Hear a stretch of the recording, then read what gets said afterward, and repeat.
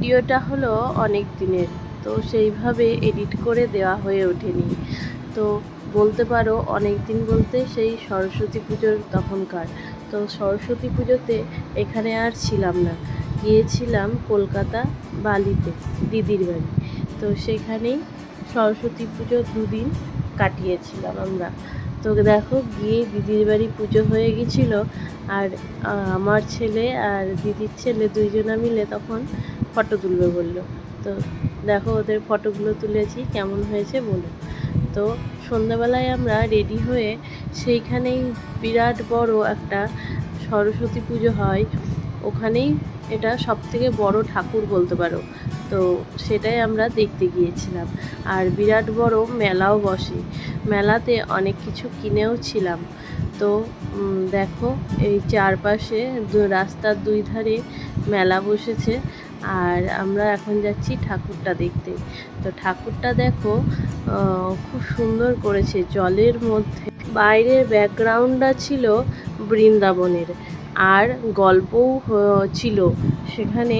খুব সুন্দর গল্প বলছিল কৃষ্ণর বাল্যকাল নিয়ে। কৃষ্ণ বাল্যকালে কি কি করতো, কি কি দুষ্টুমি করতো, সবগুলোই এখানে তুলে ধরেছিল। আমার তো ভীষণ ভালো লেগেছিল। তারপর আমরা মেলা ঘুরে বাড়ি চলে গিয়েছিলাম। তো মেলার ছবিটা সেইভাবে নেওয়া হয়নি, প্রচণ্ড ভিড় ছিল। তো তারপরের দিন ভেবে রেখেছিলাম যে চিড়িয়াখানা যাব। ছেলে মানে এতদিন ছোট থেকে বড় হলো, সেইভাবে আর যাওয়া হয়নি। ওর এই প্রথম চিড়িয়াখানা যাওয়া হবে।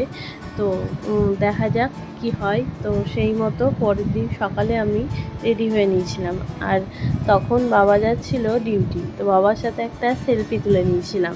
আর আমরা তখন এই চিড়িয়াখানায় গিয়ে সবাই মিলে এক এক করে একটা করে সেলফি নিয়ে নিয়েছিলাম। তো দেখো বন্ধুরা কেমন হয়েছে আমাকে জানিও। আর আমাদের ওখানে যেতে অনেকটাই দেরি হয়ে গেছিলো, প্রায় 3টে বাজছিল।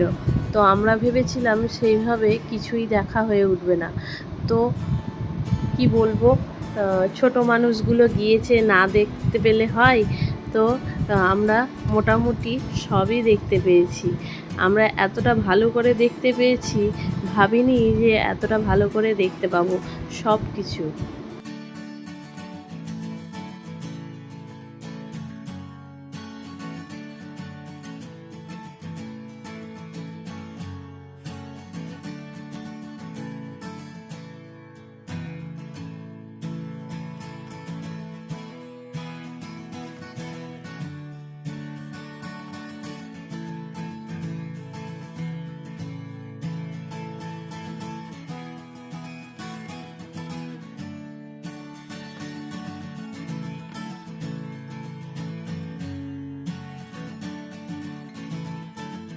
তো অনেক দিন পর ভিডিও দিতে পারবো, তো তোমরা অবশ্যই দেখো পুরো ভিডিওটা, আর আমাকে একটু সাপোর্ট করো।